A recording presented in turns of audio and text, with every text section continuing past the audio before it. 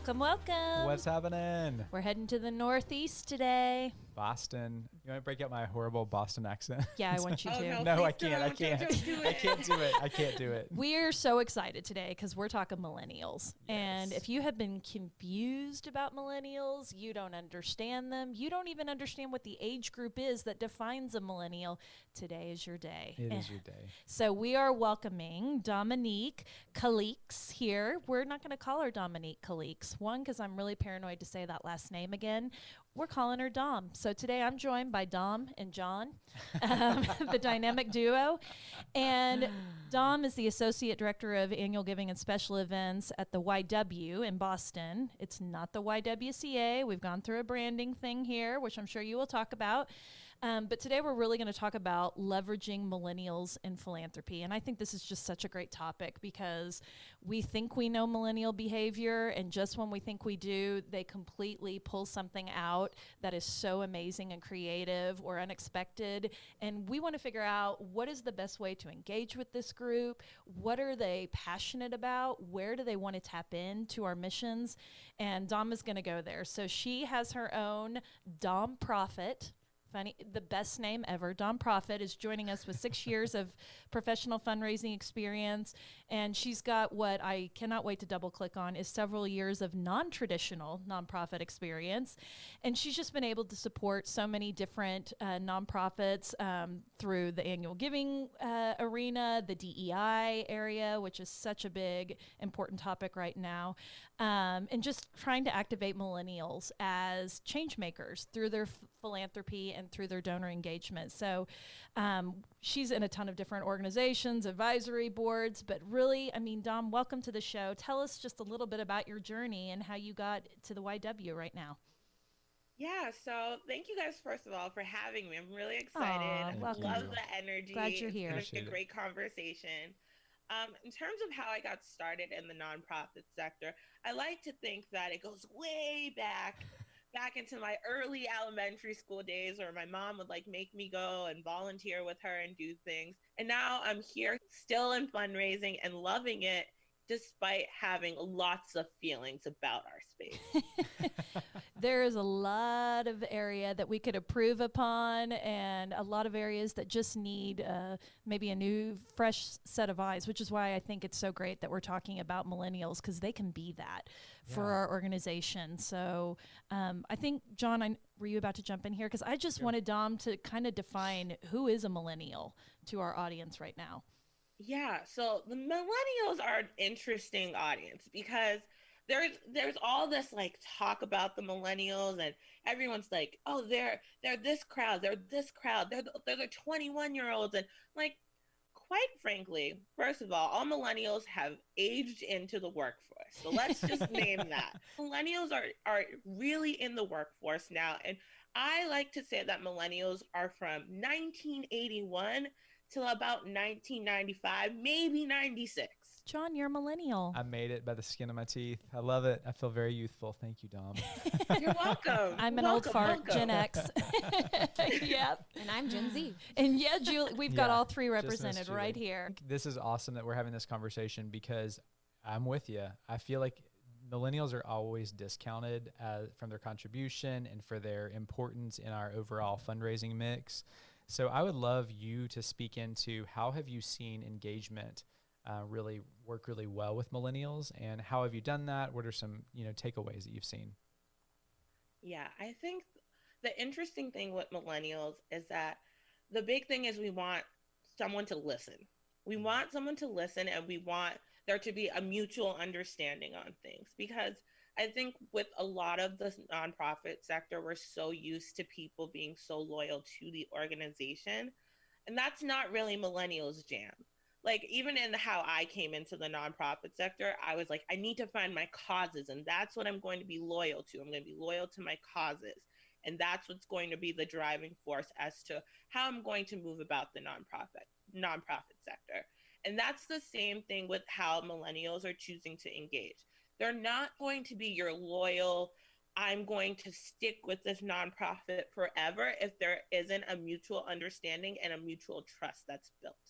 And so with nonprofits, they're so focused on building that relationship with somebody and like kind of just saying what they're doing and not building that mutual like, hey, we're going to listen to what you have to say and your thoughts on this cause and bring that into how we're going to kind of do the work, as opposed to like the traditional way where you're just going in and you're going to have this program and you're doing this and you're doing this and that's what you're telling your donors. That's not the kind of engagement millennials want to see. We want to really have a conversation about what we're seeing work and what innovations can be made. Yeah, well, I love the purity of mission of that too. You know, I think it speaks to that the cause is way more important than the survival of the organization, as it's just more zoomed out of just trying to solve the problem instead of just preserve, you know, something that's just been there. So I think that's a big calling to step up to the plate of if you're in the leadership role of a nonprofit, of how do you make sure that you're staying relevant to actually solving the cause, not to just keeping people employed or doing things just for the sake of they've always been done, right? Yeah, I definitely agree. I think one of the things that nonprofits don't realize is that millennials are actually kind of like the perfect match for your nonprofit because they kind of keep you honest and they keep you thinking in a way that, not to say that the Gen Xers and the boomers weren't making you think, but there's a deep rooted, I want this impact to happen with the millennials that is really driving how they're engaging and really starting to shift how nonprofits have to think about their engagement. And I love so much that millennials, like that need for accountability, that need for authenticity. I mean, they will call you on your crap immediately. Absolutely. And they're not afraid to do it because they feel like such a loyalist to the mission. And I think that's helpful. There's no sense in getting offended by that because that's what we want to know when we're not being as authentic as we can be. And if we know that millennials care about social issues rather than institutions, they use their collective voice and they support others and the greater good more than like ineffective partisan politicking. It's like, okay, so we know that about them. And I think those are all great qualities. And sometimes they're not really found in our donor base because unless there's an issue. So talk a little bit about how you leverage millennials. We talked about engagement. How would you leverage that knowing that these are the things they care about? Yeah, well, knowing that millennials are really into the cause and not the institution, I think finding ways for millennials to come in and really partner with your organization is really going to be crucial. So even as a millennial myself, as I start to interact with nonprofits, I always think through how are they asking me to engage, and if they're actually if they're only focused on the financial benefit of me engaging with their organization, I'm instantly put off. And that's interesting for me because I'm a fundraiser and I'm always like, bring me the money, but like I also want you to be an engaged donor because that's how I view my work with nonprofits. I want, not only do I want your money, or I want you to want my money, I want you to also want my time because my time is just as valuable as my money to me. So like if you're not giving me the opportunity to let's say sit on an advocacy committee or sit on a young advisory board that is actually valued and is representative of how you want your organization to grow, then I'm not going to be as interested in your organization because I don't see that you're adapting and growing with the times. I think that with a lot of it, it's that organizations are so focused on this archaic system that we have and not moving forward, and that turns millennials off. We're not interested in this archaic system. We want to see new things because if we were using this archaic system and it was working, a lot of these nonprofits should have already achieved their mission and should be non-existent. That's a really profound thought. Absolutely. So all that said, Dom, what are your dreams for, mobilizing this generation? Like, what do you think is kind of this untapped potential that's not being scratched by most organizations? What dreams do you think you could kind of cultivate in a nonprofit with this group? Yeah, well, I think that with millennials, there's such a good bridge between the generations before millennials and the generations to come after. So like I think that there is a big gap between how Gen Z and the Gen Xers are going to engage with your nonprofits, but there's a happy medium with the millennials, because while we're interested in innovation, there's still some things that are of interest to us. Like we want to sit on your boards and we want to have those conversations, but we also want those boards to change their ways a little bit, you know? So really using millennials as the opportunity to really start to shift the thinking the way that we did when boomers and Gen Xers first started engaging with the philanthropic world. I think that when boomers and Gen Xers started engaging with philanthropy, it was like, okay, we have to figure out what their interests are and what motivates them. And I think that shift hasn't happened now that we're entering a time where millennials are all in the workforce and we're starting to see Gen Z come into the workforce. There hasn't been that shift in how are we thinking about engagement. And I think the millennials offer a really good opportunity, because you're still shifting and you're being innovative, but you're still able to bring along your Gen Xers and your boomers so that they're in the conversation too. And then you're going to have a diverse group of people at that table having that conversation. And who doesn't love a good diverse group?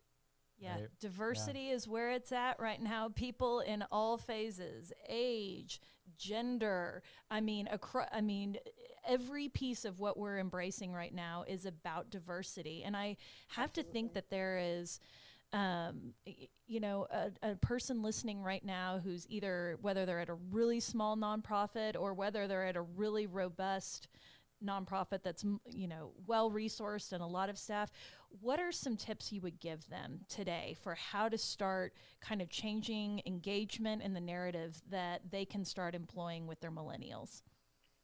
I think the big thing is, and this is for any size organization, like I think small, large, I think the big thing is about being intentional with what you're doing.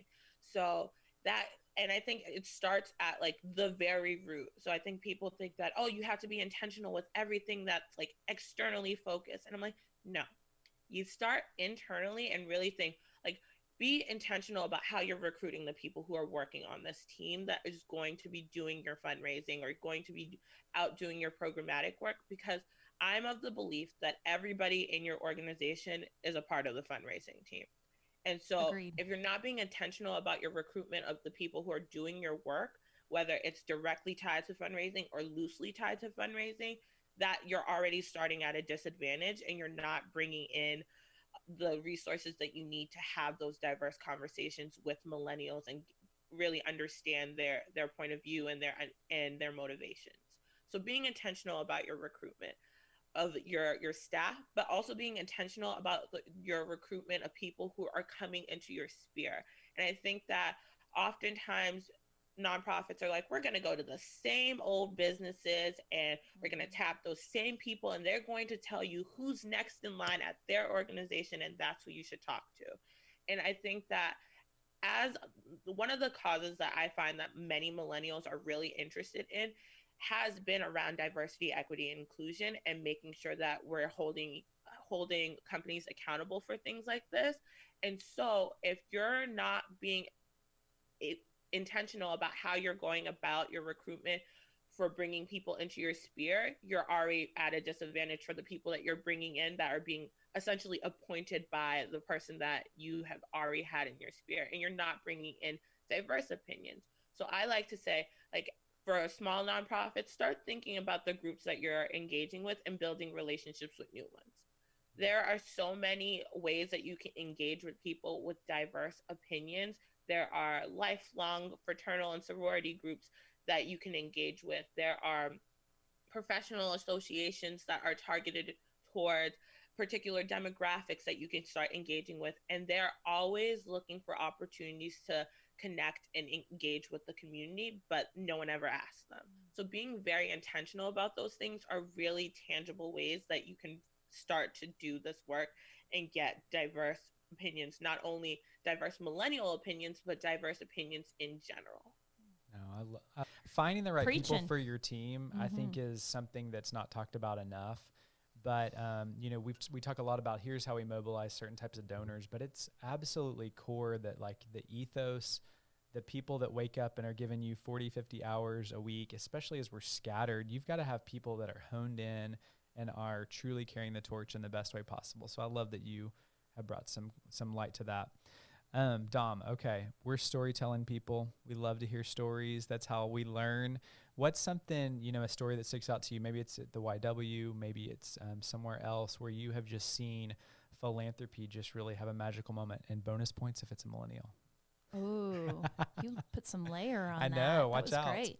Wow, bonus points if it's a millennial. Now I'm really thinking, because I did have a story. You can share it. You can share too if you want. Go for it. Okay. So my first story, actually, this is actually an overall better story. So I was a part of a committee for a while for a local charter school here, which is probably contentious because everybody has their feelings about charter schools. So set that aside. We're just focused on the story here. We're pro educating children at any point. So we'll just say we're here for it. On that. Yeah.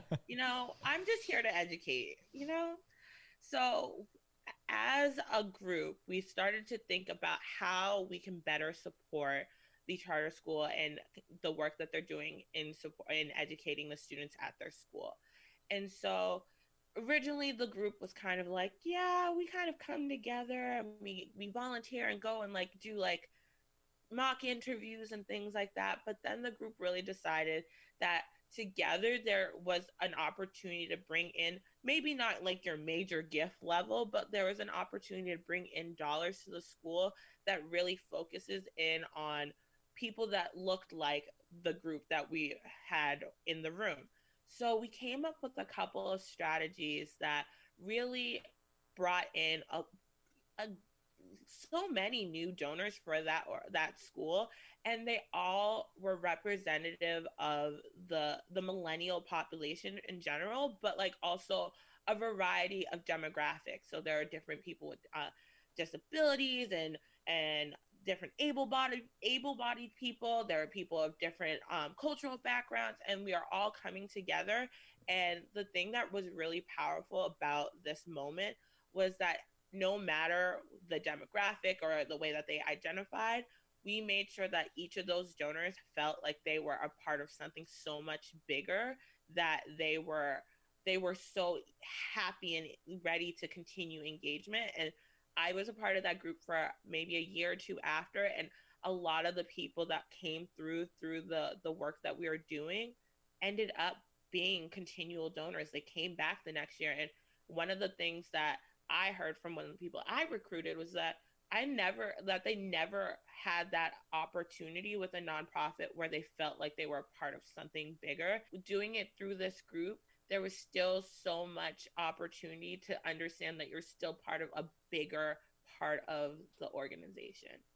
That's a great story. And I just think the thing that I like about that story, and just this as we explore millennials, is there is just this sense of wanting to do good, of fearlessness, which I love. So I think you can use that, to activate them to go into places that we might be a little intimidated to go to. They don't care about the fear. They only the thing that they are worried about is the cause, and that the cause can get activated. And so this natural curiosity, it's almost like an itch for them, and to want to explore more, want to do more. And if you believe in the long game like we do, this is where we really should be putting some of our time, with this younger group of people who want to help our mission move in some way.